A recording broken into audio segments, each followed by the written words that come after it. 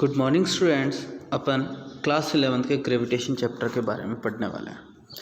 Gravitation chapter वो जो है दो मासेस के बीच में लगने वाले फोर्स के बारे में और उनसे रिलेटेड बहुत सारे फिनोमिनास के बारे में बात करता है। ग्रेविटेशन जो है वो कोई भी दो ऑब्जेक्ट्स, ये m1 और ये m2, ये m1 मास है, ये m2 मास है, इन दोनों के बीच में लगने वाले फोर्स ऑफ अट्रैक्शन के बारे में बात करता है। तो फोर्स ऑफ अट्रैक्शन जो है जिस फोर्स से डिवाइड किया जाता है उस फोर्स ऑफ अट्रैक्शन को बोलते हैं ग्रेविटेशनल फोर्स, और उस फिनोमिना को अपन बोलते हैं ग्रेविटेशन। तो उस फोर्स को फाइंड आउट करने के लिए अपन यह बात करते हैं यूनिवर्सल लॉ ऑफ ग्रेविटेशन। किसके बारे में बात करते हैं अपन? Universal law of gravitation. वो क्या कहता है कि दो मासेस जिनके बीच की डिस्टेंस r है, उनका मास m1 है और m2 है, इनके बीच में लगने वाला फोर्स ऑफ अट्रैक्शन, ये इसको अट्रैक्ट करेगा और ये इसको अट्रैक्ट करेगा। इनके बीच में लगने वाला जो फोर्स ऑफ अट्रैक्शन है वो डायरेक्टली प्रोपोर्शनल होता है m1 m2 के, इन्वर्सली प्रोपोर्शनल होता है r² के। जब इन दोनों चीज़ों को एक साथ कंबाइन किया जाता है तो F डायरेक्टली प्रोपोर्शनल आ जाता है m1 m2 अपॉन r²। जब प्रोपोर्शनलिटी को अपन इक्वलिटी में चेंज करते हैं तो एक कांस्टेंट आता है g m1 m2 upon r²। क्या आता है? g m1 m2 upon r²। यहाँ पर g जो है वो प्रोपोर्शनलिटी कांस्टेंट है। g क्या है यहाँ पे? Proportionality constant. प्रोपोर्शनलिटी कांस्टेंट है जिसकी वैल्यू जो होती है वो 6.67 × 10⁻⁻31 newton metre square plus kg square होता है। ये जो है यूनिवर्सल कांस्टेंट है। यूनिवर्सल कांस्टेंट होने का मतलब क्या है कि इस कांस्टेंट की वैल्यू हमेशा फिक्स्ड रहेगी। मतलब चाहे कोई मीडियम हो, चाहे वैक्यूम हो, चाहे एयर हो, कभी भी इसकी वैल्यू चेंज नहीं होगी। ऐसा इसीलिए ग्रेविटेशनल फोर्स जो है इंडिपेंडेंट है मीडियम से। मीडियम कोई भी आ जाए दोनों मासेस के बीच में, कभी भी फोर्स जो है वो चेंज नहीं होगा। ठीक है। अब अपन बात करें gravitational force inside a body is zero, कि अंदर की तरफ ग्रेविटेशनल फोर्स कितना होता है। एक बॉडी के अंदर ग्रेविटेशनल फोर्स, ये एक एक्सटर्नल इफेक्ट है जो एक बॉडी के सरफेस पे दूसरी बॉडी के कारण जनरेट होता है। इस बॉडी के अंदर जो होगा ग्रेविटेशनल फोर्स ज़ीरो होगा। ये चीज़ भी आप लोगों को पता होनी चाहिए। ठीक है। नेक्स्ट अगर अपन बात करें एक्सेलरेशन। एक्सेलरेशन क्या होता है कि अपन जानते हैं एक्सेलरेशन होता है F = ma से a आ जाता है F/m। मतलब सबसे पहले फोर्स निकालें, उसमें डिवाइडेड बाय मास करते हैं तो वो फोर्स एक्सेलरेशन होता है।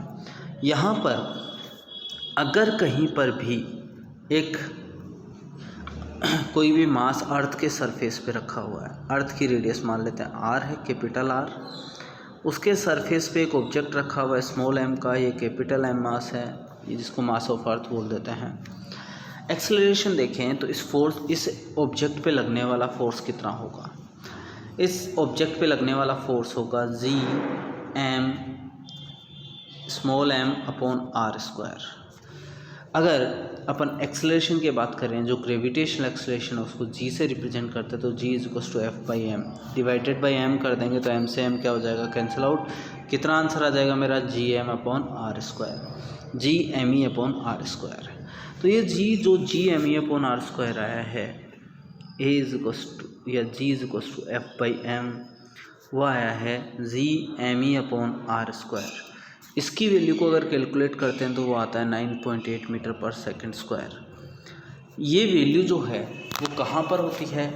ये अर्थ के सरफेस पर होती है और इसकी वैल्यू चेंज हो सकती है क्योंकि ये दोनों कांस्टेंट हैं, लेकिन रेडियस जो है या डिस्टेंस जो है वो चेंज हो सकती है। तो इसके बारे में अपन बात करते हैं वेरिएशन क्या क्या होगा। अगर अर्थ की सरफेस से मैं h हाइट पे चला जाऊँ, मतलब अर्थ की सरफेस यहाँ पर है, ये r रेडियस है, इससे स्मॉल r ऊपर चला जाऊँ तो यहाँ पर अगर m मास रख दूँगा तो यहाँ पर g जो आएगा वो F/m आएगा, वो आएगा G_me/r प्लस h का होल स्क्वायर। कितना आएगा यहाँ पे? r प्लस h का होल स्क्वायर आएगा। तो r प्लस h का होल स्क्वायर आ सकता है।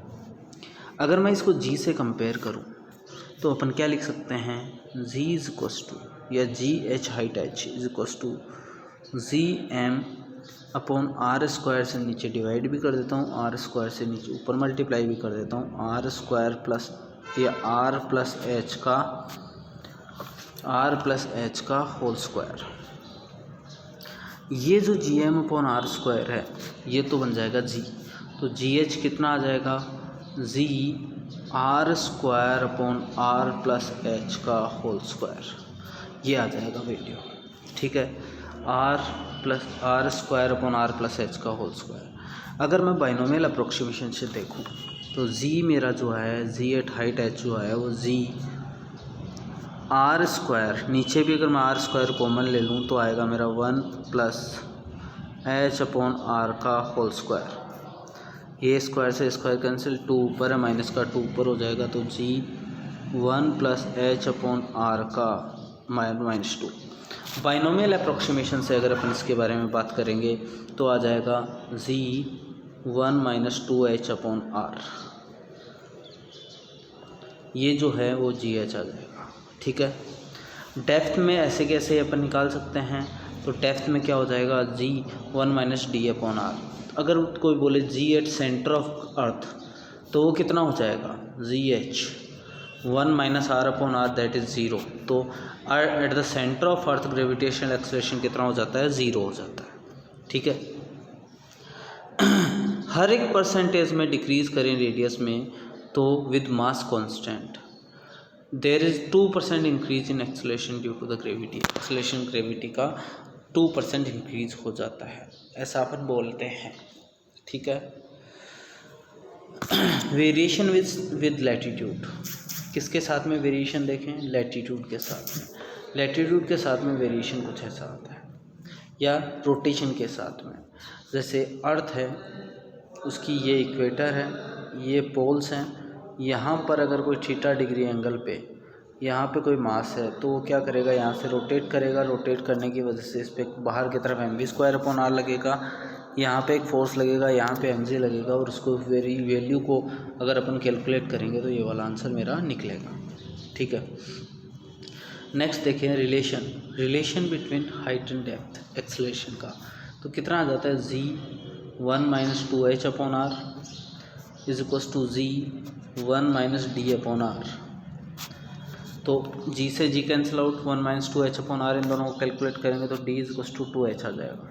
कितना आ जाएगा? d is equals to 2h, यही मेरा आंसर है। ठीक है, यहाँ तक हुई अपनी वेरिएशन की बात। अब अपन ग्रेविटेशनल फील्ड और ग्रेविटेशनल फील्ड इंटेंसिटी के बारे में नेक्स्ट क्लास में या नेक्स्ट लेक्चर में बात करेंगे।